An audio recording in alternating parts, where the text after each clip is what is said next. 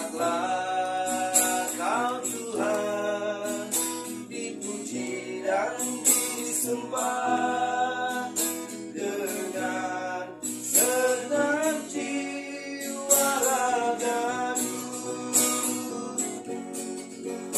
Layaklah Kau Tuhan, dipuji dan disembah dengan segenap hatiku.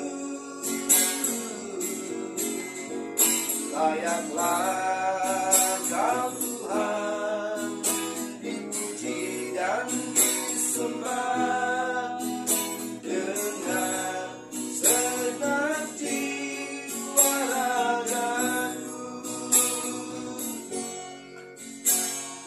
Tak terukur kasih-Mu, Yesus.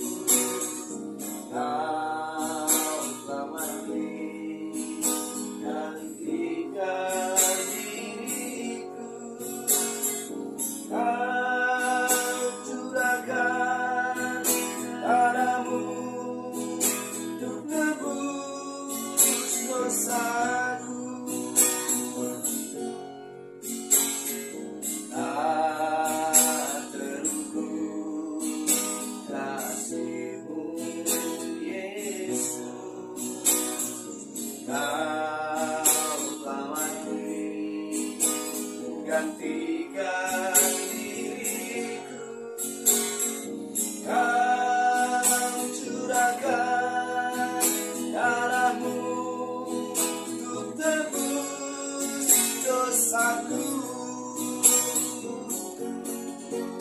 Layaklah Kau Tuhan, dipuji dan disembah dengan segenap hatiku.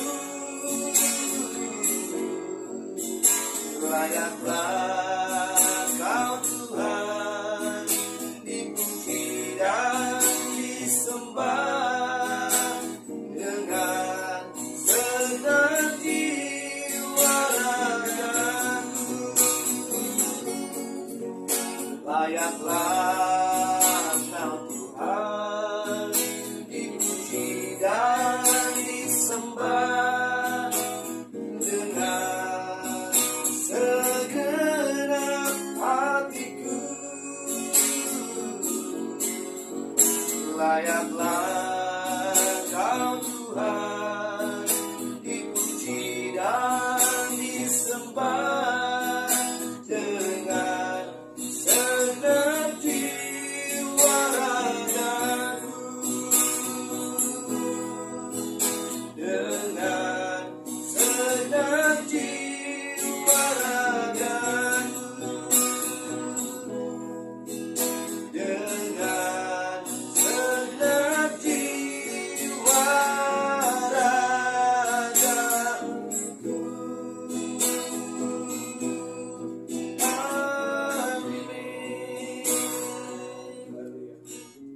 Kami mau lebih lagi Tuhan, menyembah-Mu lebih dalam. Biar Roh-Mu yang kudus Tuhan mendorong hati kami Tuhan untuk memuji Engkau lebih lagi. Haleluya. Tuhan hadir di bait suci-Nya. Tuhan ada di tahtanya. Kami bawa hormat pujian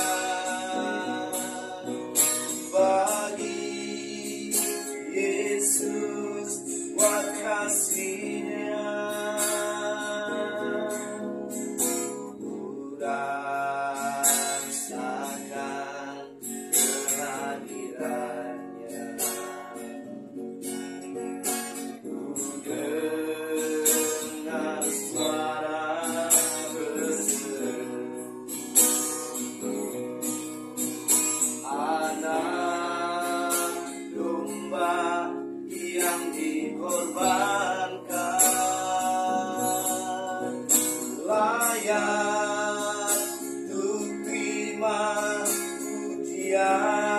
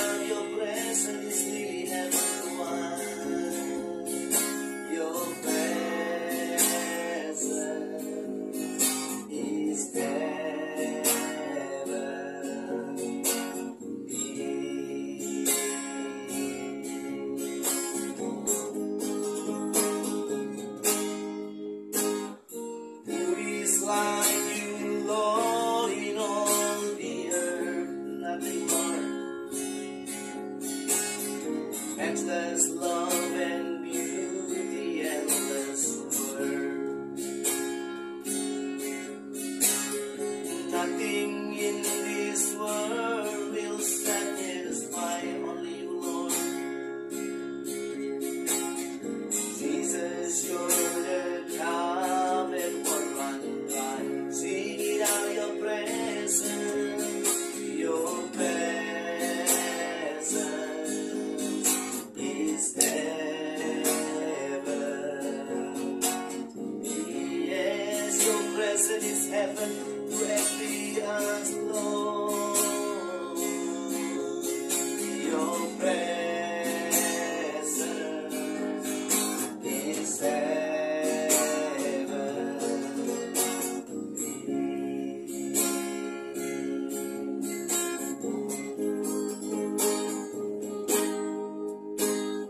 In my weaknesses, you are merciful. Yes, you are. Giver of my past and present wrong, holder of my future days to come. Yes, you are, Lord. Giver of my past and present wrong. Sing it out, your presence, your presence is heaven to me. Yes, indeed, His presence is really heaven. Your presence is heaven to me.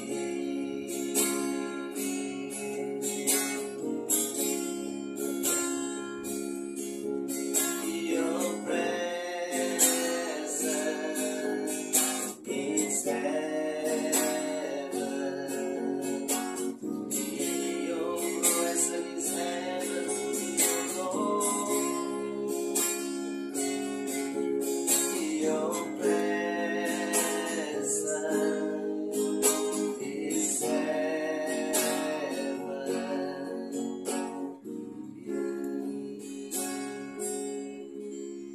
Kami mau terus menyembah Tuhan.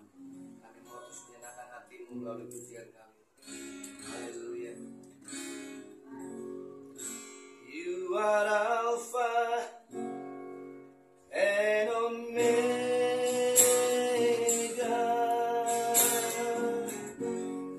We worship you, our Lord. You are worthy to be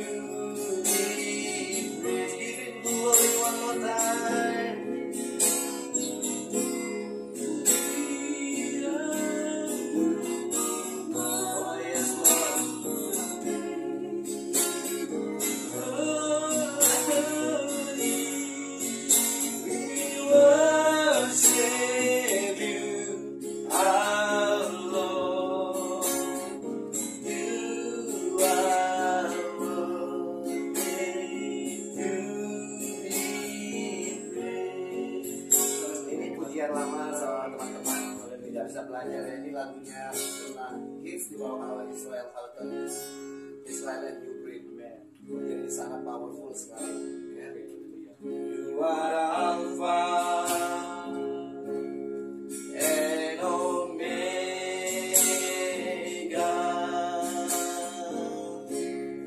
We worship you, our Lord. You are worthy to be praised. Proclaim again that He is Alpha and Omega. You are Alpha and Omega.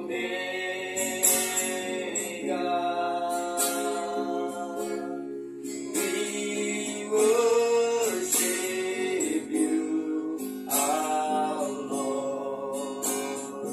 You are worthy to be praised. We give you all the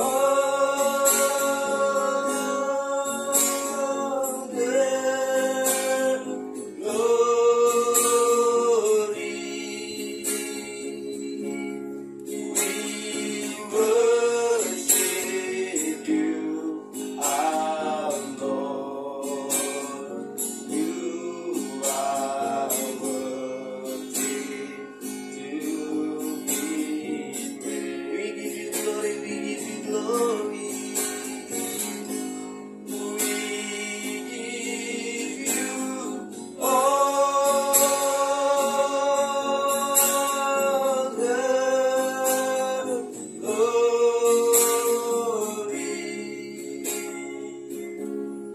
We worship you, our Lord. You are worthy to be praised. We worship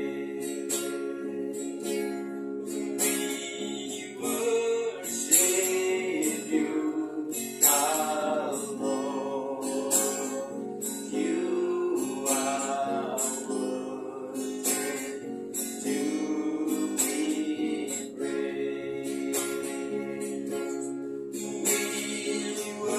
worship you, our Lord. You are worthy to be praised. Ibadah pria ini kita nggak perlu seformal, kita ibadah biasa, kita bisa saling menyapa, saling memperkenalkan diri dengan pengakuan dan penyembahan kita. Amin. Kita buat kita menjadi suatu komunitas dalam kerajaan Allah meskipun lewat Zoom, tapi kita satu roh di dalam Tuhan. Amin. Nah, tentunya kalian kita semua saling kenal lah ya, tapi mungkin bisa kita perkenalkan sedikit lagi dan sedikit highlight pertemuan kita atau perjalanan kita dengan Tuhan. Kalau saya sendiri kan saya sudah sering sharing ya. Saya bertobat lahir baru di penuh Roh Kudus tahun 97. Tepatnya 1 Oktober 1997 saya ditangkap Tuhan. Saya masih ingat itu di ibadah di Gedung Kanindo Jakarta. Ya, di ibadah Diego Intri Utama. Waktu itu beliau masih sebagai seorang penginjil. 1 bulan dia di Jakarta, 1 bulan saya ikuti ibadah dia. Ibadah mulai jam 6 sore, selesai jam 2 sampai jam 3 pagi. Bayangkan, dan orang yang ikut ibadahnya gak capek loh. Karena hadirat Tuhan. Dan sebab di mana ada hadirat Tuhan, di situ ada kemerdekaan, ada kelepasan, ada kekuatan. Kalau saya ingat flashback masa-masa itu, wow, pengen lagi Tuhan ngasih pengalaman seperti itu.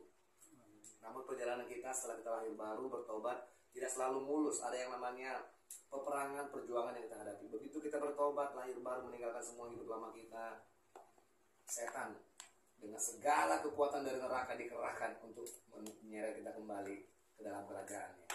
Itu satu hal yang harus kita tahu.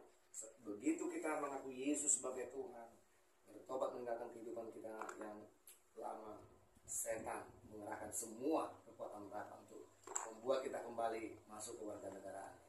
Amin. Saya rindu teman-teman juga bisa menceritakan sedikit bagaimana perjalanannya dengan Tuhan. Mungkin Pak Suwardi boleh cerita sedikit bagaimana Pak Suwardi bisa kenal Tuhan. Bukan karena kita kelahiran Kristen ya, saya sendiri juga lahir dari keluarga Kristen, tapi lahir dari keluarga Kristen nggak menjamin kita menjadi warga negara kerajaan Allah loh. Ada banyak orang jadi Kristen di keluarga Kristen selama 50 tahun, matinya tetap neraka. Karena di dalam kerajaan Allah kita tidak dikenal apakah kita lahir dari keluarga Kristen, tapi apakah kita lahir dari roh dan air itu. Amin. Silakan Bro Suwardi bisa sharing sedikit bagaimana perjalanannya dengan Tuhan.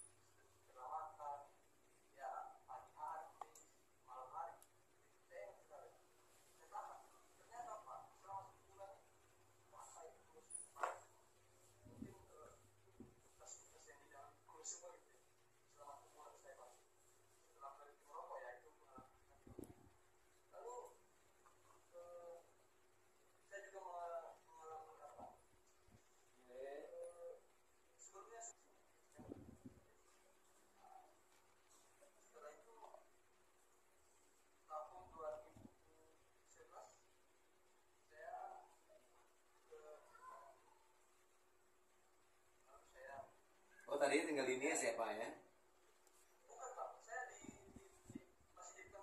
Oh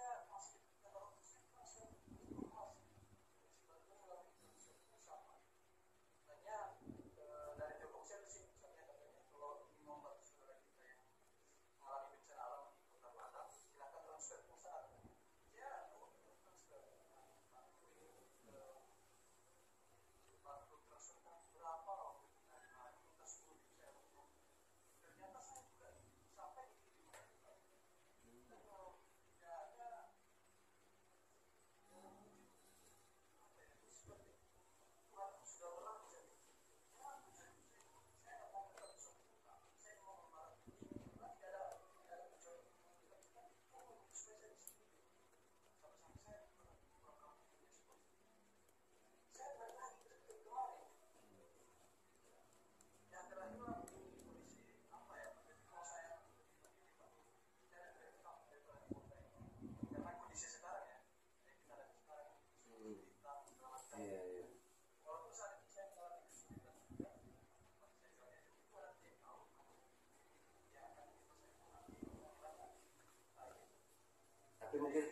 Tuhan punya maksud buat Pak Swardelo, taruh di Padang.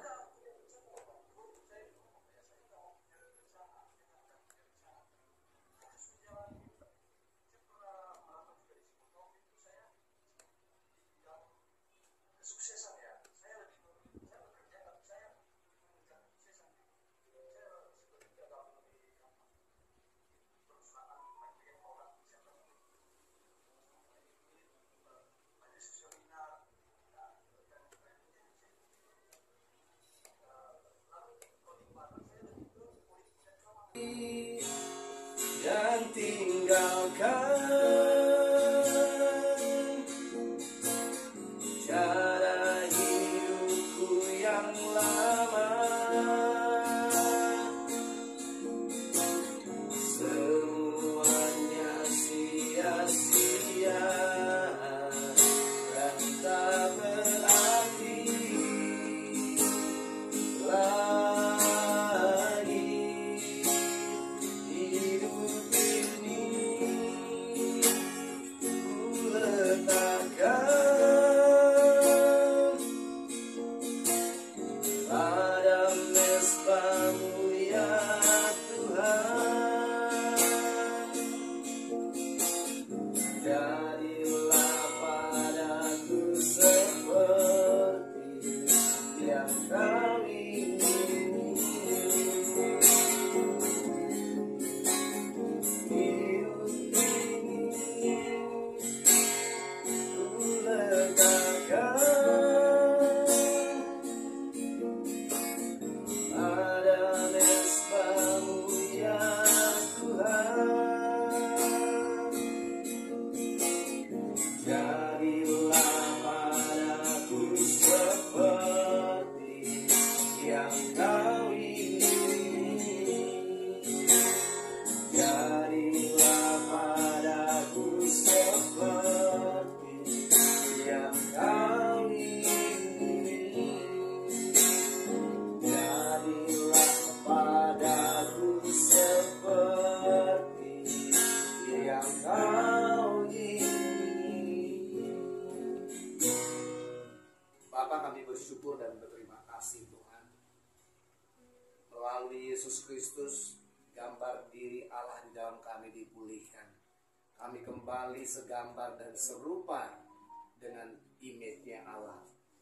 Seperti mau mula-mula, pria, wanita dipulihkan kembali segambar dengan rupa Allah.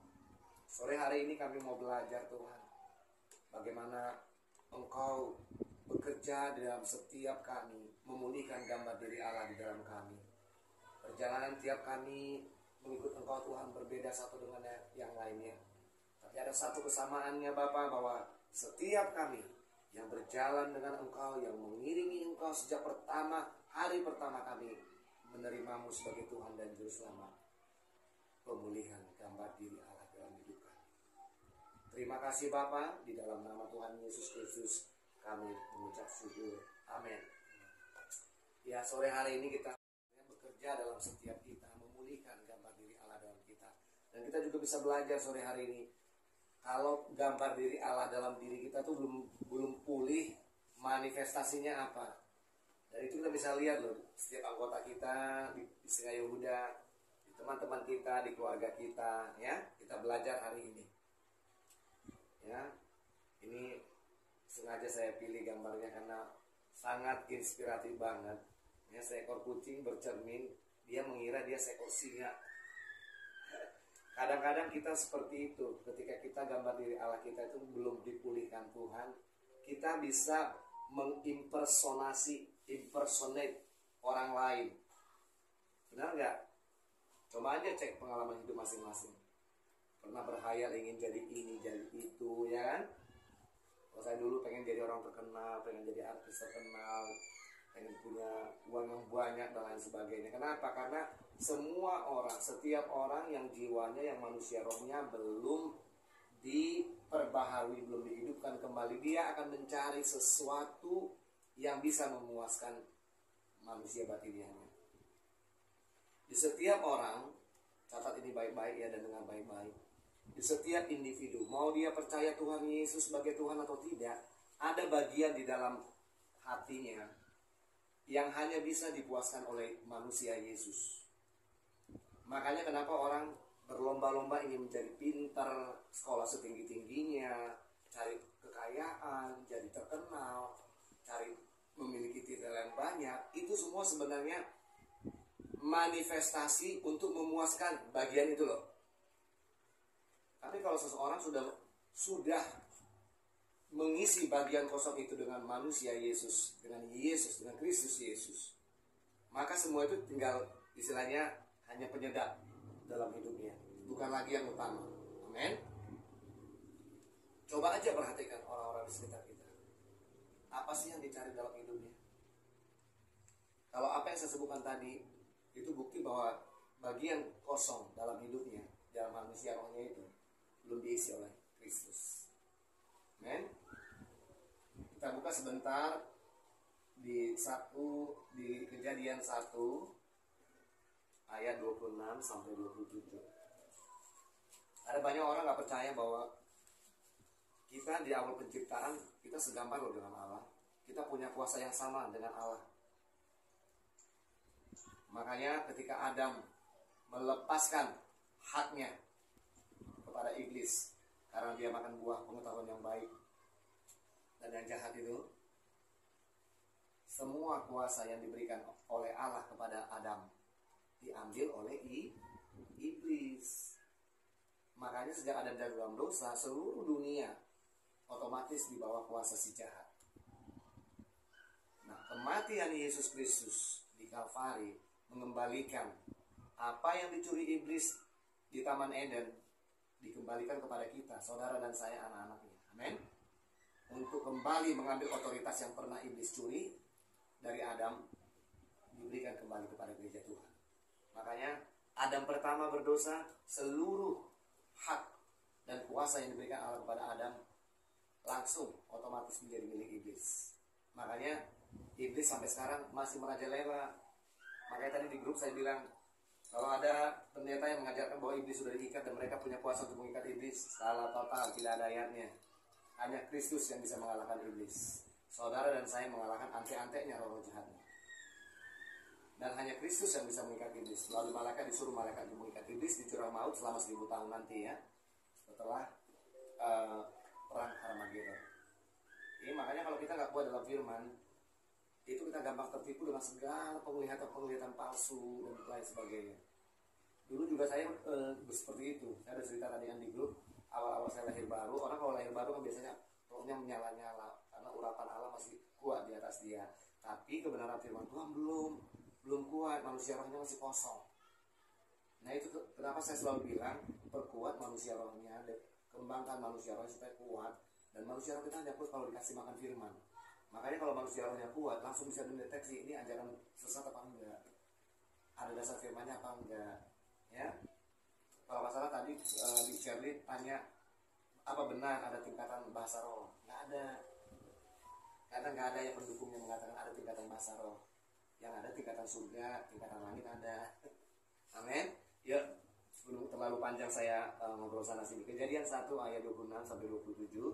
Ayo seorang pria yang dipulihkan, Bro Suwardi, Raya baca dengan keras ya.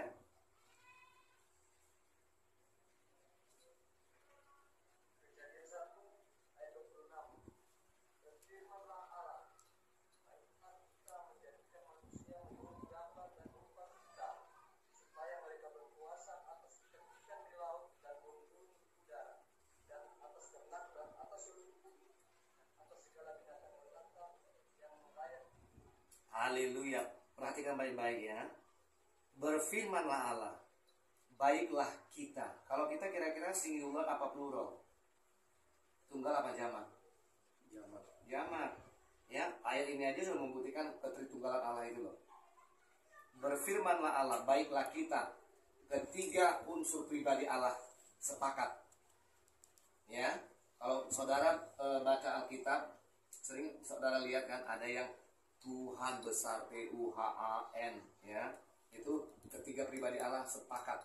Ada yang cuma Roh Kudus, Tuhan. Itu kita harus belajar supaya kita gak gampang disesatkan oleh pengajaran-pengajaran sesat, ya. Kayak sekarang ini banyak orang mengajarkan Allah Tritunggal itu salah. Enggak, dari Kejadian sampai Wahyu ada loh ayat pendukungnya. Ya, baiklah kita menjadikan menurut gambar dan rupa kita. Berarti rupa Allah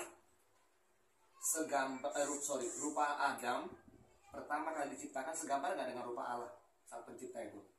Segambar, penuh dengan kemuliaan. Right? Supaya apa? Dikasih segambar dengan Allah. Mereka berkuasa atas ikan-ikan di laut dan burung-burung di udara dan atas ternak dan atas seluruh bumi dan atas segala binatang yang melata yang merayap di bumi. Artinya Adam dan semua keturunannya kelak dikasih wewenang sama Allah untuk mengelola bumi, ya, berkuasa atas ikan-ikan di laut, burung-burung di udara dan lain sebagainya. Tapi ketika Adam menyerahkan kuasa yang diberikan Allah kepada iblis, perhatikan sekarang, apakah manusia berkuasa atas semua ini? Menguasai, iya. Bukan berkuasa. Apa bedanya berkuasa dan menguasai?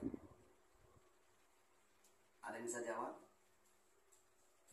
Berkuasa berarti diberi otoritas untuk mengelola. Kalau menguasai itu mendominasi untuk kepentingan dirinya atau kelompoknya. Bukankah manusia sekarang bukan berkuasa atas apa yang disebutkan firman Tuhan ini, tapi menguasai. Bahkan karena bumi ini sekarang dikelola oleh kelompok 1% keturunan ular budak itu, mereka berkuasa atas manusia loh. Bukan ke seluruh bumi sekarang ini manusia saling menguasai manusia. Homo homini lupus, Pak Dharma sering sebutkan itu loh. Kenapa? Karena dosa sudah masuk dan iblis yang berkuasa atas seluruh bumi ini. Kita perhatikan Efesus 2 ayat 1. Supaya kita tahu bahwa sejak awal penciptaan kita ini segambar dengan Allah, tetapi karena dosa kita dirusak. Nah, begitu kita lahir baru terima Yesus, ini yang terjadi ya. Efesus 1 ayat Efesus 2 ayat 1. Boleh Pak Diman bantu saya baca? Efesus 2 ayat 1, demikian firman Tuhan. Kamu dahulu sudah mati karena pelanggaran dan dosa-dosamu. Amin. Kamu dahulu sudah mati. Ini bisa aja saya ganti. David dahulu sudah mati loh karena pelanggaran dan dosa-dosanya. Ternyata saya masih hidup loh. Kira-kira kontradiksi gak ayat ini?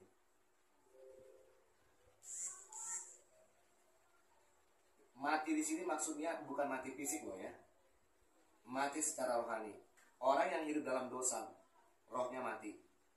Ya. Kamu dahulu sudah mati karena pelanggaran dan dosa-dosamu. Kamu hidup di dalamnya karena kamu mengikuti jalan dunia ini. So, jalan dunia ini siapa yang mengatur? Karena kamu mentaati penguasa kerajaan angkasa, yaitu roh yang sekarang sedang bekerja di antara orang-orang durhaka. Katakan sama-sama. Jalan dunia ini dijalankan oleh si penguasa kerajaan angkasa. Siapa itu? Setan. Jadi setiap orang yang belum lahir baru, yang namanya tidak tercatat dalam kehidupan, mau dia kelihatan baik, sesaleh apapun, yang mengontrol hidupnya siapa? Mau diam semua sih. Ini kita harus interaksi lah, namanya iblis. Jadi jangan kagum dengan orang yang kelihatan saleh, rajin beribadah. Itu semua hanya tipu muslihat. Semua orang yang tidak dilahirkan baru, yang namanya tidak tercatat dalam kehidupan kita kehidupan, semuanya berjalan sesuai dengan maunya si penguasa kerajaan angkasa. Nah, penguasa kerajaan angkasa itu di atas kita bukan tuh? Nah, kalau di atas kita kira-kira bagian mana yang paling sering setiap hari diserang? Pikiran kita. Hai, pria-pria yang dipulihkan. Makanya pikiran kita selalu di cover. Jangan kira karena saya sering bagi firman Tuhan, saya nggak menghadapi peperangan, lebih berat peperangannya. Saya biasanya begitu selesai bagi firman Tuhan, itu serangannya double. Pikiran dibuat kacau, pikiran dibuat cabul, dan lain sebagainya. Nah, itu namanya peperangan, battle. Dan battle itu terjadi di mind kita. Oke, ayat 8-nya. Langsung ke ayat 8 ya. Sebab karena kasih karunia David diselamatkan oleh iman. Itu bukan hasil usaha David, tapi pemberian Allah. Kalian bisa ganti tuh dengan nama kalian masing-masing. Sebab karena kasih karunia Gabriel diselamatkan oleh iman loh.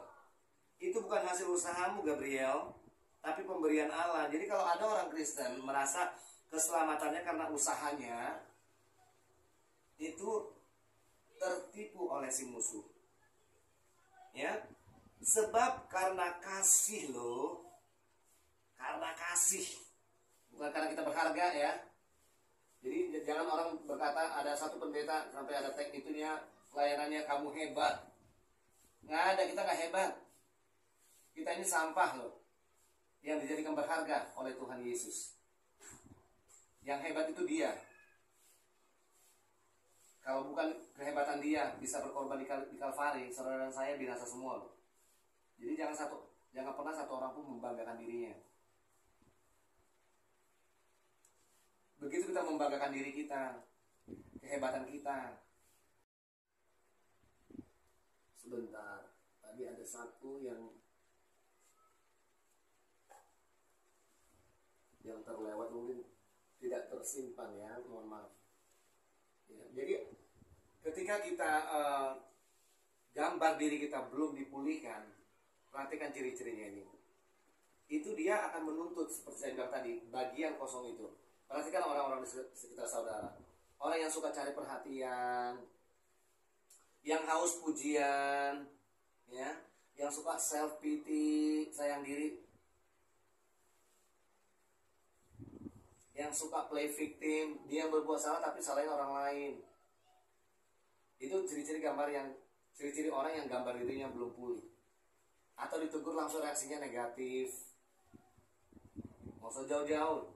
Anggota Singa Yehuda banyak loh. Ditegur dikit ngambek, ya. Ditegur dikit langsung hilang. Ya, jadi orang yang gambar dirinya rusak belum dipulihkan akan mudah tersinggung, cepat marah, tidak tunduk otoritas, ya. Tidak bisa menimbang perkataan terlebih dahulu, bereaksi lebih cepat. Jadi kalau ada teman kita di sekitar kita orang yang seperti itu, gambar dirinya belum pulih. Walaupun mulutnya mungkin setiap hari ngomong tentang firman Tuhan, melihat ini itu segala macam. Tapi kalau hal-hal tersebut masih melekat di orang tersebut, bukti gambar diri orang tersebut belum pulih 100%. Oke, sekarang bagaimana kita untuk memulihkan gambar diri kita? Ya, ini berdasarkan pengalaman saya ya. Satu, kenali Tuhan dan melekat padanya. Waktu saya pertama sekali tangkap Tuhan tahun 1997, 1 Oktober, itu sebenarnya saya baru diizinkan Tuhan cuma icip-icip. Tapi begitu saya merasakan ada sesuatu yang masuk ke manusia, saya wah semangat gitu loh. Ini loh yang saya butuhkan. Dan pada waktu itu I live together with my boyfriend. Dan waktu saya pulang, dia heran loh. You are different, you look different. Saya sendiri nggak tahu I look different, dan teman-teman saya bisa lihat I look different. Ternyata kemuliaan Tuhan membuat orang berbeda loh. Bahkan ketika saya masih hidup dalam dosa, Tuhan bisa jamah loh. At that time, saya masih tinggal dengan my boyfriend di Ben Hill. Tapi Tuhan sudah kasih, memperkenalkan dia sama saya. Baru setelah sebulan saya mencicipi kebaikannya. Saya ikut terus kebaktiannya ibu tersebut waktu itu. Baru saya dikasih suruh ambil keputusan, mau ikut aku atau tetap di kubangan itu. Di situ baru saya mengalami peperangan. Tolak menolak. Roh Allah yang di dalam diri saya berkata cepat keluar, tapi daging saya nggak kuat. Karena honestly I depend everything on him, khususnya secara keuangan. Gak mudah loh Bapak Ibu. Saudara yang biasa hidup malam, teman-temannya para selebritis setiap malam buka open table bisa habis 2-3 juta tahun 90-an. It's not easy. Terus tinggalin begitu aja, yang cuma ngandalin gaji waktu itu di bawah 1 juta perak. Kecuali Tuhan sendiri yang paksa baru bisa. Nah di situ saya ambil keputusan gila-gilaan. Saya tinggalkan tanpa membawa satu apapun yang bekas dari dia. Dan saya save sampai hari ini. Mungkin suatu hari nanti saya ceritakan perjalanan bagaimana dia coba untuk find me out and kill me. Saudara, kalau ikut Tuhan itu nggak mudah loh. Keputusan ikut Tuhan bukanlah cuma hanya keputusan di mulut. Oh saya udah ikut Tuhan, enggak. Keputusan itu di hati. Menetapkan hati kita untuk sepenuhnya ikut Tuhan meskipun kita berjuang jatuh bangun. Amin. Jadi untuk kita bisa pulih gambar dirinya. Saya sendiri waktu itu masih melekat namanya identitas lama. Ya perhatikan brothers, si iblis selalu menaruh identitas, suatu identitas dalam hidup kita masing-masing, yang terus melekat supaya kita nggak bisa keluar dari kerajaan kegelapannya. Coba ingat-ingat dalam hidup saudara, julukan yang ditaruh dalam hidup saudara, dalam hidup kita semua. Nah itu namanya identitas yang ditaruh si musuh. Nah kalau saya sendiri, karena because I live as a gay, identitas yang ditaruh adalah you are gay, you are not straight, you cannot be normal. Dan saya puluhan tahun percaya pada itu.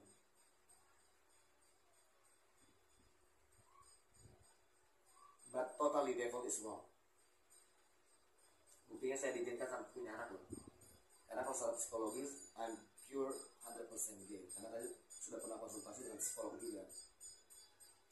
Dan psikolog itu saran saya untuk accept yourself just as you are. Ya kita di ibadah pria ini terbuka ya. Nggak usah saya pribadi lebih terbuka di ibadah ini daripada di ibadah umum ya. Jadi kita bisa sharing. Mungkin saudara punya teman yang punya pengalaman hidupnya seperti saya.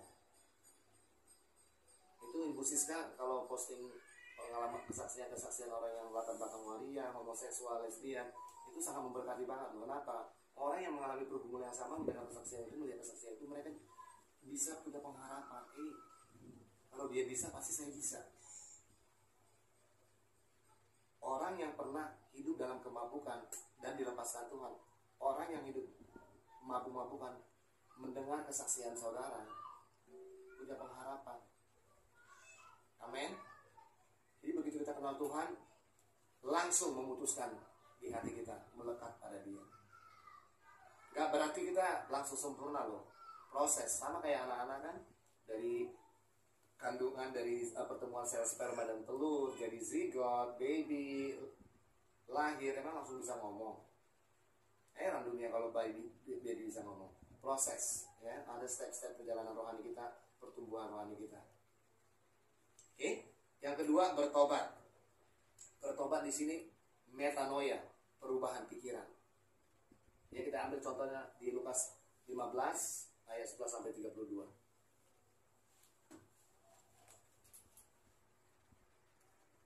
Lukas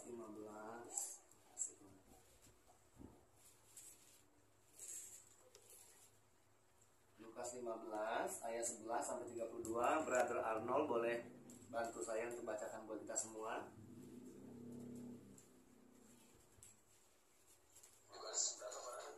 Lukas 15 ayat 11 sampai 32. Panjang sekali ini, tapi nggak apa-apa bro Arnold ya.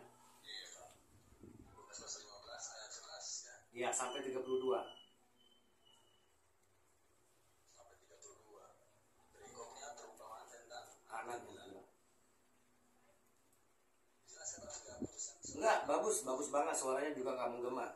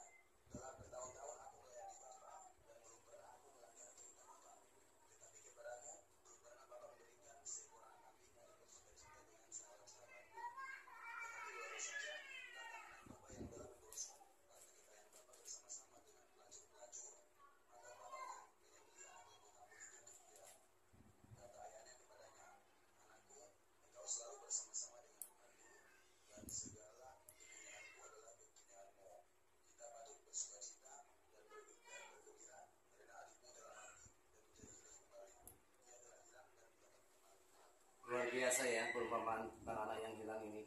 Ini sebenarnya gambaran gereja Tuhan loh. Berapa banyak orang-orang yang seperti anak bungsu ini, begitu dia bertobat, masuk ke gereja, ditolak loh. Makanya banyak orang-orang yang terikat dengan pelacuran, homoseksual dan sebagainya, mereka sulit diterima di gereja. Kenapa? Karena gereja sendiri juga membuat benteng-benteng. Ini kita perhatikan baik-baik ya. Si anak sulung ini, bapak ini adalah gambaran Allah kita, bapak kita. Si sulung ini melayani bapaknya, melayani bapak. Artinya di gereja enggak? Di gereja, dia melayani bapak bertahun-tahun. Tapi dia nggak pernah merasa bahwa dia itu anaknya si bapak. Dan dia nggak ada keterikatan secara rohani kepada bapaknya. Kenapa? Ketika adiknya bertobat, dia bukannya senang, malah bersungut-sungut. Dia kan ngomel dia, ini gimana sih? Baru aja datang anak bapak yang telah memboroskan harta kekayaan bapak bersama-sama dengan pelacur-pelacur, maka bapak menyembelih anak lembu. Blablabla. Ngomel dia. Kalau dia bersungguh-sungguh, anak bapak yang melayani bapak di rumah bapak selama bertahun-tahun, dia kan kenal loh kasih bapak. Tapi ternyata nggak ada tuh kasih bapak sama dia. Buktinya adiknya yang bungsu bertobat, dia bukannya senang, malah bersungut-sungut. Bukankah itu gambaran gereja Tuhan? Ada begitu banyak pelayan-pelayan Tuhan yang merasa sudah lebih senior, merasa sudah lebih bertahun-tahun mengenal Tuhan. Tapi ada satu orang yang baru bertobat dari pelacur, dari dunia pelacuran. Dia malah menjudge, menghina, dan tidak dikasih kesempatan. Jangan heran loh, di penghujung akhir zaman sebelum Kristus datang, Tuhan akan memakai pelacur-pelacur, homoseksual, waria, orang-orang yang terpinggirkan untuk membungkam para teolog-teolog. Anda percaya? Saya percaya loh, karena sudah banyak dibangkitkan Tuhan. Ya, si anak sulung ini, meskipun bertahun-tahun di rumah bapaknya, dia merasa dia bukan bagian dari keluarga tersebut. Sebenarnya dua-duanya anak terhilang loh. Jadi anak terhilang itu bukan cuma si bungsu, si sulung pun terhilang di gereja. Jadi jangan heran ada banyak orang yang terhilang sebenarnya walaupun fisiknya di gereja. Perhatikan nih omongan bapaknya nih, lihat. Sebab anakku ini telah mati loh. Adalah anaknya hidup kok. Tapi yang dimaksudkan si bapak adalah mati rohaninya, seperti yang saya jelaskan tadi di ayat yang pertama. Kamu dahulu sudah mati oleh karena pelanggaran dan dosa-dosa. Jadi kalau orang hidup dalam dosa, rohnya mati. Dia nggak bisa berhubungan, rohnya nggak bisa berhubungan, Roh Kudus. Roh manusia yang mati ya, catat nih baik-baik ya. Roh manusia yang mati berhubungan dengan alam roh kegelapan. Jadi jangan heran walaupun ada orang rohnya mati, dia bisa mendengar bisikan-bisikan gaib, penglihatan-penglihatan, tapi bukan dari alam rohnya Tuhan. Meskipun dia ngomong Yesus loh. Makanya kenapa manusia roh kita yang sudah hidup itu harus didewasakan, terus dikuatkan, supaya kita bisa mendeteksi. Ini saya mau cerita sedikit ya. Kapan sih aku cerita yang waktu diserang Astra Project? 4 hari yang lalu ya. Itu subuh-subuh saya mimpi. Dalam mimpi saya itu ada seorang perempuan ke rumah itonya Pak Diman.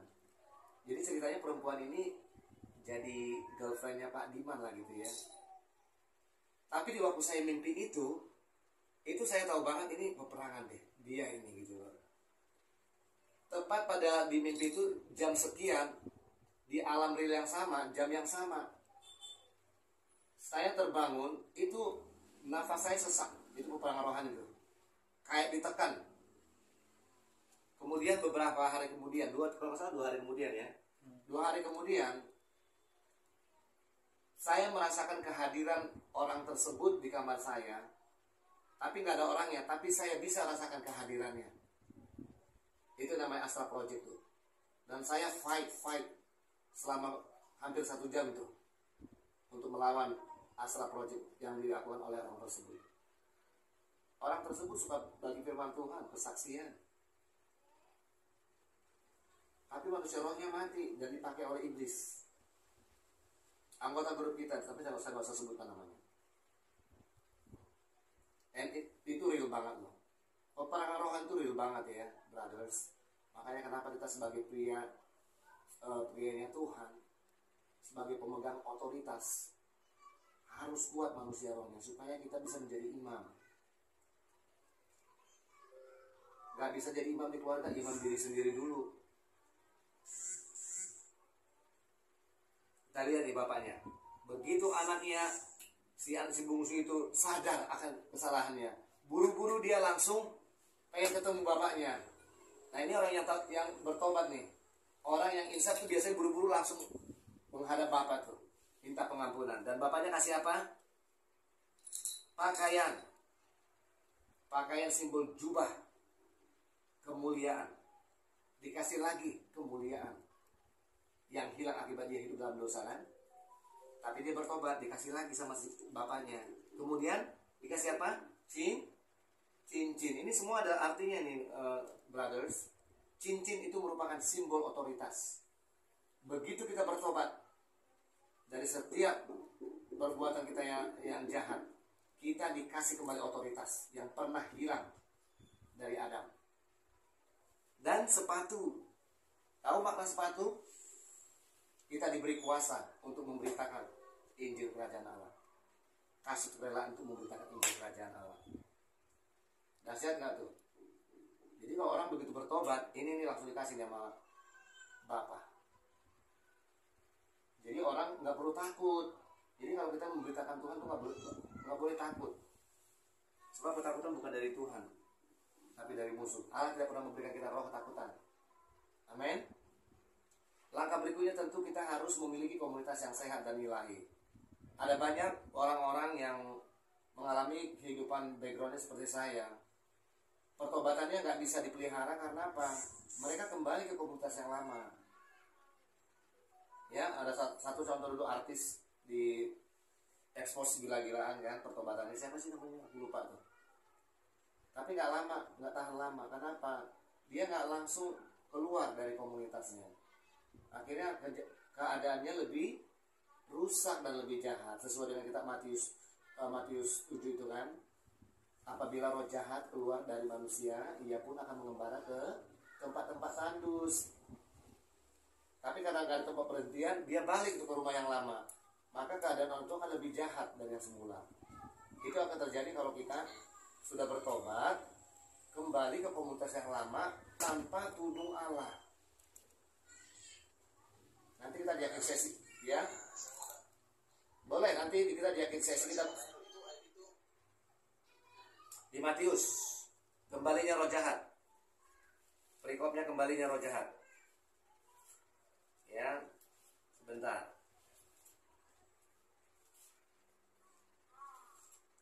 Matius 12 ayat 43. Apabila roh jahat keluar dari manusia loh, bukan dari rumah serem, rumah setan, enggak. Jadi tempat paling dicari oleh roh jahat itu bukan tempat-tempat angker. Iya betul, di tempat-tempat angker roh jahat gentayangan. Bahkan di kamar-kamar tertentu, di kamar-kamar maya juga banyak. Tapi dia sangat suka dengan namanya tubuh manusia. Kenapa? Sebab dia ingin menyatakan kejahatannya melalui manusia yang dimasukinya. Kalau dia masuk di kamar, emang kamar bisa menyatakan kejahatannya? Enggak kan? Tapi kalau dia masuk ke manusia, langsung dia bisa manifestasikan kejahatannya. Membunuh, mencuri, berdusta. Ya kan? Itu manifestasi kejahatan dari roh. Jadi kalau ada orang setiap hari kerjanya dusta melulu, itu bukan kemauan orang itu. Roh dusta itu yang membuat dia terus berdusta. Ada orang yang setiap hari kerjanya ngutil terus, bukan kemauan orang itu. Roh perbudakan itu yang membuat dia seperti itu. Jelas ya, lihat nih. Apabila roh jahat keluar dari manusia, jadi manusia nggak bisa kosong ya, brothers, sister. Manusia nggak bisa kosong. Isinya Roh Kudus atau roh jahat, itu aja. Walaupun dia manusia baik-baik, saleh, rajin sholat, rajin ke gereja, kalau isi manusia rohnya bukan Roh Kudus, pasti roh jahat. Kita lanjut ya, nanti kita boleh interaksi kok, tenang aja. Ini bukan seperti ibadah biasa. Kita pria-pria yang dipulihkan Tuhan dan mau dipulihkan terus-menerus, amin. Berikutnya kita harus memiliki komitmen, ya, dan komitmen kita harus terus berbaharui bersama Tuhan. Begitu saya bertobat lahir baru, saya langsung banyak ikut pengajaran-pengajaran hamba-hamba Tuhan yang diurapi pada masanya ya. Dan terakhir saya ikut namanya Living Waters yang semacam model pelayanan kayak Hen itu, Healing Essential Ministry. Di situ kita ternyata banyak hal-hal yang kita merasa udah diberesin, ternyata belum. Nah, setiap hari pun kita bisa terbuka di hadapan Tuhan, supaya Tuhan selidiki hati kita, ada lagi nggak Tuhan yang belum saya bereskan. Biasanya Roh Kudus selalu ingatkan. Dan yang terpenting kita mau terbuka dan mau dikoreksi, terutama oleh otoritas yang menaungi kita. Saya di awal-awal bertobat dan lahir baru, saya selalu dinaungi oleh mama papa rohani. Even udah dinaungi aja, kadang-kadang saya membuat satu keputusan yang salah. Dan biasanya kalau saya mengambil satu keputusan yang salah, tanpa saya beritahu, biasanya orang yang menaungi saya secara rohani suka ngomong. Saya dapat penglihatan dari Tuhan kayak gini nih, benar nggak? Nah, itu pentingnya kita ada payung rohani. Even me sampai sekarang pun saya masih tetap dipayungi secara rohani. But I don't have to tell you siapa. Karena semua kita harus memiliki namanya mentor payung rohani, supaya kita ada yang mengcover. Karena kan kita masih di bumi loh, brothers.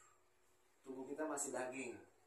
Sekuat-kuat roh kita, ada momen ketika kita lemah, disitulah iblis serang gila-gilaan. Yesus aja seperti itu. 3 kali dia menyerang Yesus, mencoba Yesus, gagal. Dia mundur, terus kata firman Tuhan apa? Mencari waktu yang tepat. Nunggu dia. Jadi si setan ini mah pengecut banget. Waktu kita rohaninya kuat, dia nggak mau nyerang loh. Saya kalau lagi berapi-api nih sama Tuhan nih, karena kita setiap hari menara doa di sini kan, setan tuh nggak berani. Tapi begitu saya lemah sedikit, langsung dikirim 1 peleton untuk nyerang. Dan yang paling sering kalau saya dapat serangan seperti itu, badan saya dibuat panas banget tanpa sebab. Jadi kita pun masing-masing kita harus mengenali ciri-ciri serangan roh jahat ke tubuh fisik kita dan tubuh roh kita, supaya kita bisa membangun benteng pertahanan. Saya tempoh hari diserang roh jahat yang begitu kuat, pulang saya ngajar itu, padahal nggak ngapa-ngapain, saya ngajar di ruang AC yang sangat dingin, kok panas banget gitu ya. Kalau saya tahu itu sangat roh jahat, saya langsung suruh Gabriel olesin minyak urapan ke seluruh tubuh saya, ke badan saya. Paginya hilang, saya segar kembali. Kalau panas natural itu pasti stabil itu nih. Saya tahu ini panas roh jahat ini, dibuat panasin kayak air setengah mendidih. Tuhan kasih hikmat, olesi dengan minyak urapan. Nah, itu pentingnya kita selalu dengar-dengar sama Tuhan. Amin. Yuk kita buka Galatia 6 ayat 7.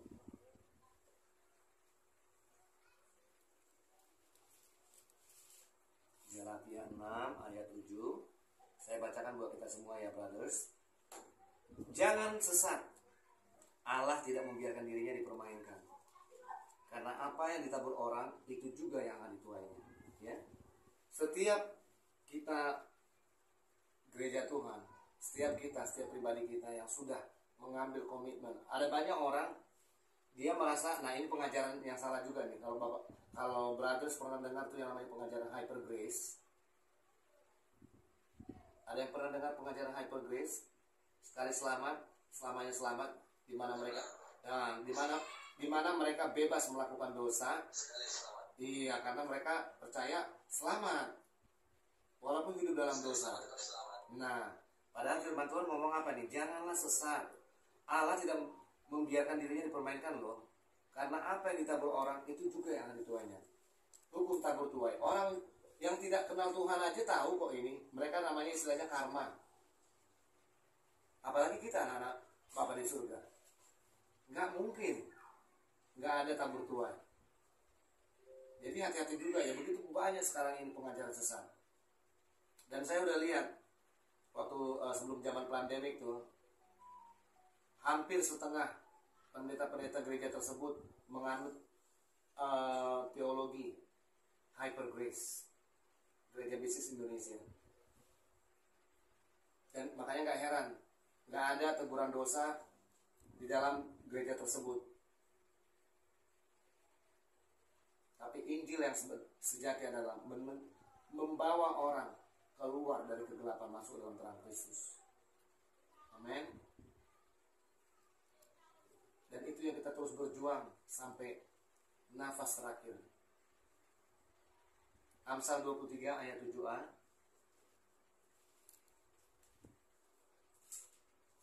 Amsal 23 ayat 7a. Brother Swardin boleh bantu saya untuk baca?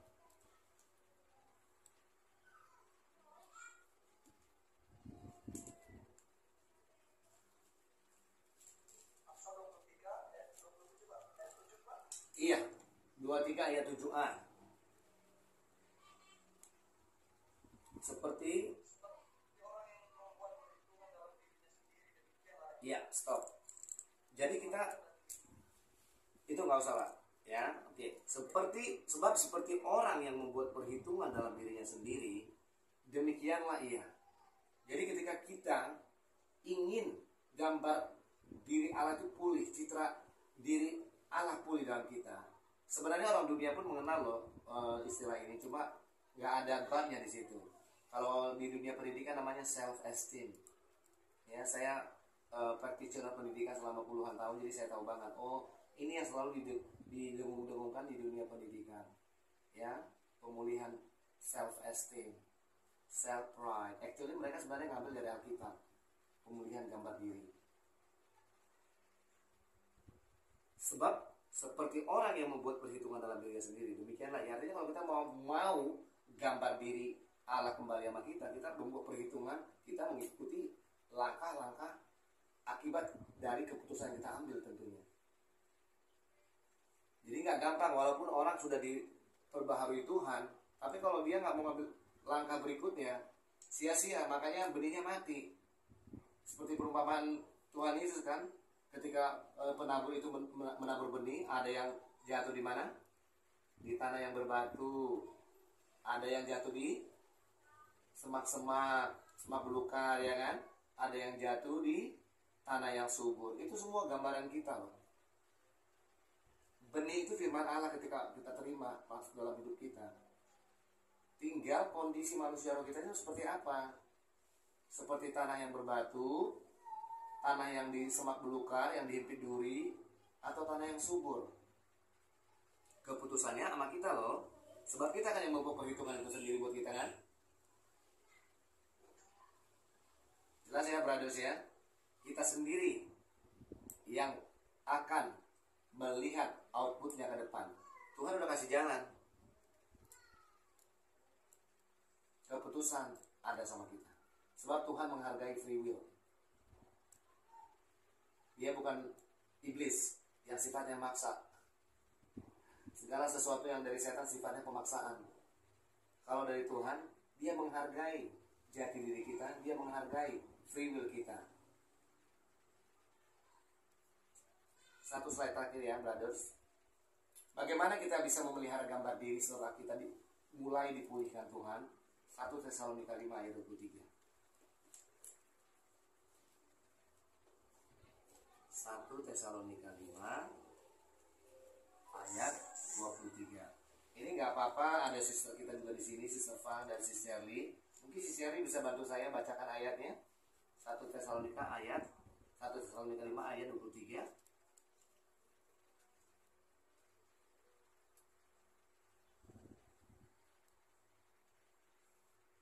Boleh sis dibacakan, dibantu buat teman-teman kita. Your brothers here.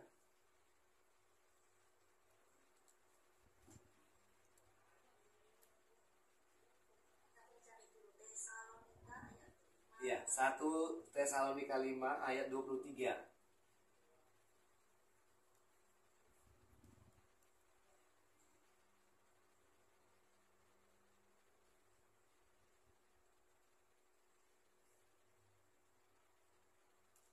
Sudah ketemu sis? Ya, silakan sis.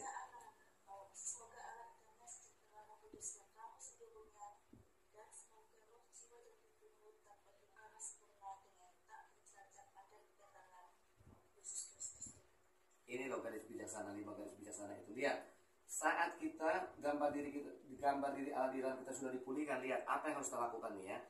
Semoga Allah damai sejahtera menguduskan kamu seluruhnya, the whole. Kalau dalam dunia pendidikan, ini nih yang gambar yang saya tunjukkan tuh, holistic education, ya, self image, self esteem, self confidence. Sebenarnya ini ngambil dari Alkitab loh ini, pemulihan gambar diri Allah. Jadi dunia pendidikan niru sebenarnya. Ini loh yang dipulihkan Tuhan saat kita diperbaharui manusia roh kita saat kita lahir baru. Self image kita yang rusak dulu akibat dosa, akibat identitas yang diberikan setan sama kita, dipulihkan Tuhan. Self confidence kita yang suka minder, orang hidup dalam dosa pasti minder kalau memberitakan kebenaran, tertuduh dia karena dia nggak menghidupinya kan. Dan self esteemnya, gambar dirinya. Nah ini di dunia pendidikan seperti ini, tapi kalau di Alkitab self image gambar diri Allah. Tapi pada hakikatnya mereka dunia pendidikan meniru ini ya. Lihat, perhatikan baik-baik. Semoga Allah damai sejahtera menguduskan kamu seluruhnya loh, nggak setengah-setengah, nggak cuma rohnya doang. Dan semoga, lihat, roh, nih firman Tuhan aja tahu nih, roh dulu yang paling penting nih. Roh, berikutnya baru jiwa dan tubuhmu terpelihara sempurna dengan tak bercacat pada kedatangan Yesus Kristus Tuhan kita. Tapi kalau Kristen kedagingan, yang duluan adalah tubuh, jiwa baru rohnya. Makanya manusia rohnya kerdil. Sedangkan firman Tuhan sendiri di 1 Tesalonika 5 ayat 23 ini, roh kita yang harus terus diperbaharui setiap hari, yang paling utama. Rohnya harus makin besar, diikuti dengan jiwanya. Tubuhnya itu fana kok. Makanya Yesus berkata, rohlah yang memberi kehidupan, tubuh sesungguhnya tidak berguna, daging sesungguhnya tidak berguna. Masih kan ketika Yesus ngomong gitu, rohlah yang sesungguhnya memberi kehidupan, daging sesungguhnya tidak berguna. Amin. Oke, sampai di sini sharing firman Tuhan ini. Kita boleh sharing atau tanya jawab sebelum kita tutup dalam ibadah pria yang dipulihkan malam hari ini. Di Papua saya kira sudah 10:30 ya bro ya.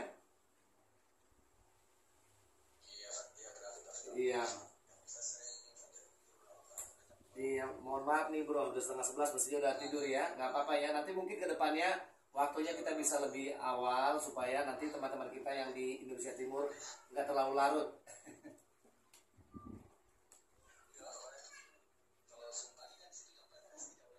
Iya. Iya betul. Jadi imbang ya. Oke, brothers in Christ, ada yang mungkin mau sharing, curhat dengan pengajaran hari ini? Oh ternyata bener loh, saya ngalamin nih gitu kan. Boleh tuh di-sharingin.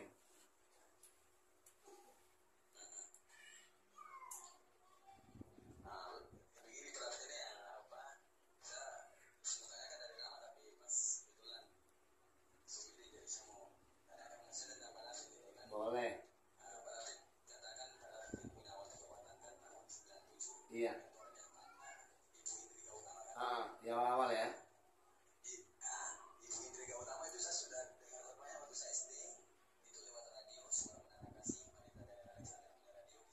Nasihat ya.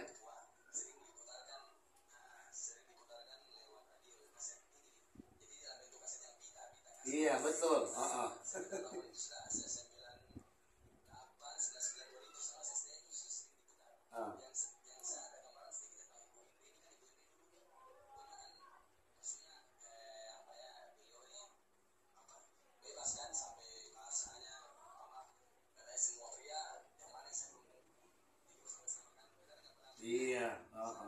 dahsyat juga kan.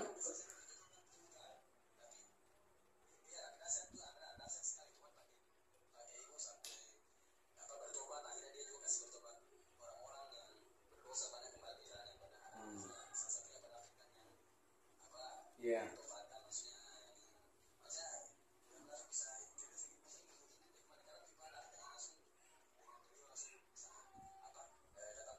Iya, saya pernah juga ke rumahnya di Jalan Suwiryo. Rumahnya di samping rumah Pak Presiden Soeharto. Iya, dahsyat banget kesaksiannya karena beliau sendiri memang kalau secara dari kaset kesaksian dia bukan orang istilahnya dari kalangan biasa ya, jet set. Istilahnya kalau orang beli baju harus ke butik, kalau dia enggak, dia panggil itu desainernya sama perawatnya rumahnya. Jadi kita udah tahu lah orang seperti apa beliau kan. Berlian 2 karat hilang kayak batu kerikil hilang, dia bilang berarti bukan lagi orang yang kekurangan duit. Tapi luar biasanya Tuhan tangkap dia seperti itu ketika dia justru hidup dalam dosa. Sama dengan saya juga.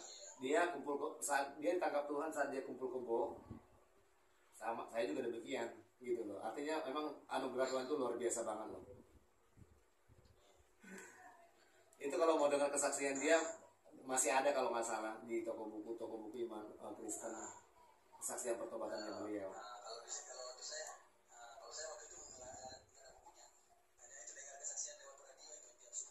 Iya, dan khotbahnya menggelegar ya.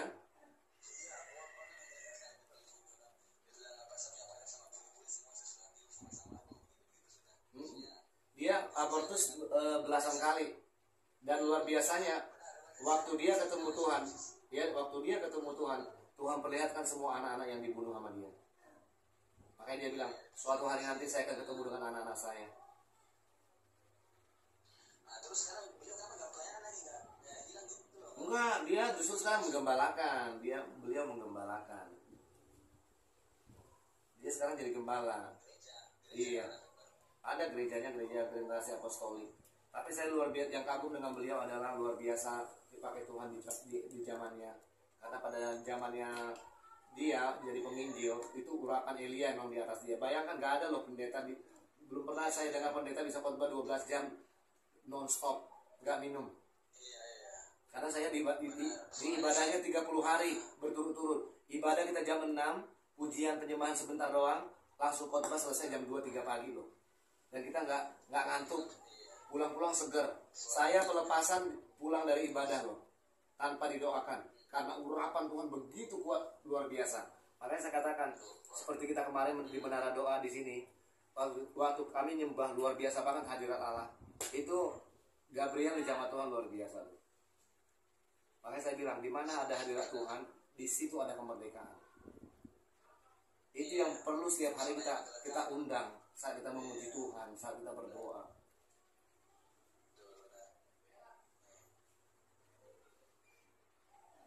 Dahsyat ya, Tuhan pakai setiap orang ya. Saya aja nggak sangka loh, sebab secara kehidupan udah ideal banget saya dulu tahun 97. Teman-teman orang-orang terkenal semua, setiap hari nongkrong dari satu kafe ke kafe lain, ke klub satu ke klub malam yang lain, nggak kurang uang. Tapi ternyata ketika Tuhan izinkan kita mencicipi kasihnya, ada yang lebih enak loh ternyata daripada semua yang kita rasakan ini. Saya ingat banget waktu saya meninggalkan my boyfriend dulu, itu presenter Dave Hendrik masih belum terkenal waktu itu ya.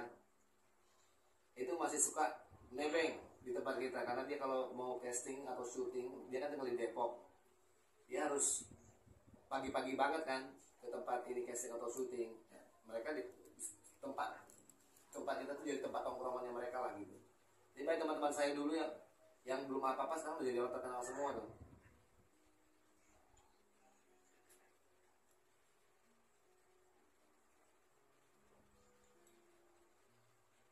Ya, ada lagi yang mau sharing nih brother Swardin atau mungkin brother Diman Mungkin nanti ibadah berikutnya ya kita pria-prianya akan lebih banyak lagi ya. Ini ibadah interaktif ya.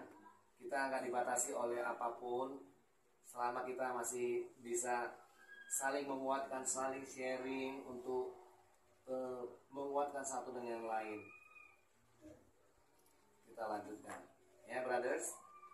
Oke, kalau sudah tidak ada lagi, kita mau berdoa buat brothers kita di sini. Juga mungkin sister ada 2 orang yang ikut ya. Ada mungkin sesuatu yang perlu didoakan. Nanti saya juga butuh didoakan oleh kalian.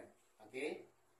Saya butuh kalian doakan supaya saya setiap hari kuat untuk memberitakan firman Tuhan, melayani para pemulung dan anak-anak di panti sana. Karena peperangannya nggak ringan, berat. Medan peperangan rohani kita berat. Oke, brothers, Suardin, doa buat kami ya di sini ya, tim pusat ya, supaya kami saat melayani para pemulung, anak-anak yang terbuang, para pelacur, kami diberi kekuatan dari Tuhan ya. Nanti brothers Arnold juga doa buat kami di sini. Untuk Tuhan selalu menyertai kami di sini ya. Jadi gantian nanti setelah brother Suarilaya, brothers Arnold ya. Oke, silakan.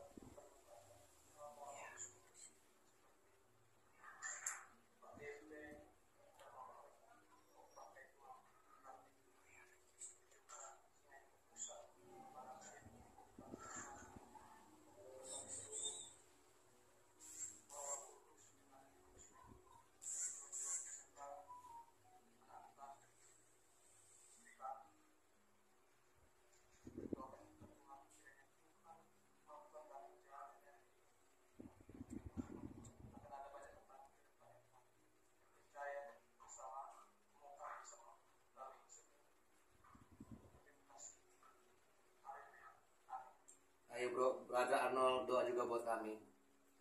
Makasih Tuhan. Terima kasih Tuhan Yesus buat acara malam ini Tuhan. Sungguh yang kami adakan Tuhan untuk belajar lagi Tuhan akan pengenalan Tuhan akan namamu Tuhan dan materi tentang kemuliaan kepada diri Tuhan dan kami pria Tuhan belajar dari Tuhan kiranya Tuhan dapat berubah Tuhan dalam kehidupan kami Tuhan dan kami menjadi memasukkan rencananya Tuhan dan kami Tuhan pria Tuhan yang mencari Tuhan sesuai dengan kehendak Tuhan. Tuhan hamba berdoa Tuhan Tuhan pada ahli Tuhan yang ada di Jakarta Tuhan, Bima, Gabriel Tuhan dan pada Makumikun Tuhan di Krishna Yuda ini Tuhan sebagai owner Tuhan sebagai pemimpin Tuhan di Krishna Yuda dan bisa menjalankan tugas dengan baik Tuhan untuk Krishna berkati Tuhan untuk kemuliaan namamu Tuhan segala Tuhan hambatan dari tangan Tuhan hamba percaya Tuhan engkau akan usahakan Tuhan engkau akan berikan Tuhan yang terbaik Tuhan buat kami Tuhan di Krishna Yuda ini Tuhan dan pergumulan kami Tuhan anggota Krishna Yuda ini Tuhan pribadi mas pribadi Tuhan engkau akan jawab Tuhan semua Tuhan karena kedatanganmu sudah dekat Tuhan siap Tuhan sambut Tuhan kedatanganmu dua kali Tuhan dengan tanda-tanda yang sudah terjadi di kehidupan kami Tuhan percaya Tuhan selalu Tuhan beri kami Tuhan berikan kami Tuhan kami sejahtera Tuhan agar kami senantiasa Tuhan selalu Tuhan sabar untuk menjalankan hari depan hari ini hari Tuhan sampai pada kesusahannya Tuhan mendoakan kembali Tuhan hidup kami Tuhan terima kasih Tuhan hanya di dalam namamu kami berdoa dan bersyukur. Bapak, aku juga berdoa buat brother Suardin Tuhan. Engkau tahu setiap pergumulan di dalam hidupnya. Engkau tahu Tuhan hari-hari yang dihadapinya Tuhan di tengah-tengah kesulitan yang kami hadapi di seluruh dunia saat ini. Aku berdoa biar kiranya Tuhan memberi kekuatan lebih kepada Brother Suardin, terlebih dia sebagai pemimpin keluarga, sebagai suami, sebagai ayah. Tuhan, biarlah Tuhan hikmat darimu Tuhan, Roh-Mu yang kudus memimpin dia setiap hari Tuhan, agar suara dia Tuhan didengar oleh anak dan istrinya Tuhan, dan dia menjadi pemimpin di rumah tangganya Tuhan, yang membawa anak dan istrinya Tuhan ke tanah Kanaannya. Bapakku berdoa Engkau cukupkan setiap kebutuhan hamba-Mu ini Tuhan, baik kebutuhan sehari-hari maupun kebutuhan anaknya Tuhan. Aku berdoa tingkap-tingkap langit terbuka buat hamba-Mu ini di dalam nama Tuhan Yesus. Juga kesehatan yang baik Tuhan buat hamba-Mu ini Tuhan. Terima kasih Bapa. Demikian juga Tuhan untuk Brother Arnold. Jauh-jauh dia di sana Tuhan, di jam segini orang sudah tidur Tuhan, dia masih setia ikut Yesus Tuhan. Engkau perhitungkan setiap waktu-waktu yang diinvestasikannya Tuhan untuk hormat kemuliaan nama-Mu. Engkau melihat Tuhan kedalaman hatinya yang begitu mencintai-Mu Tuhan. Bapakku berdoa di dalam tugasnya, tugas sebagai polisi Tuhan, dia menjadi kepala dan bukan ekor. Dia membawa pengaruh di departemen yang dia bekerja Tuhan, dan dia senantiasa dipenuhi dengan hikmat Tuhan saat berbicara di tempat kerja Tuhan.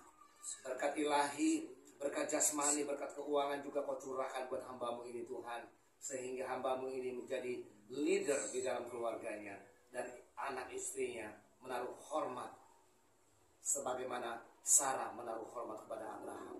Di dalam nama Tuhan Yesus aku berdoa, Kau lingkupi kami semua, pria-priamu Tuhan di Singa Yehuda, juga untuk Gabriel dan adik Budiman Tuhan. Di dalam nama Tuhan Yesus, darah Kristus menutup kami. Terima kasih Bapa. Pertemukan kami kembali besok di menara doa subuh kami dengan roh yang disegarkan oleh firman. Di dalam nama Tuhan Yesus kami berdoa dan mengucap syukur. Haleluya. Amin. Sebelum kita tutup, kita naikkan satu pujian, nanti setelah itu saya doa berkat buat kita semua ya. Ku telah mati dan tinggal Kau, cara hidupku yang lama, semuanya sia-sia dan tak berarti lagi. Hidup ini ku letakkan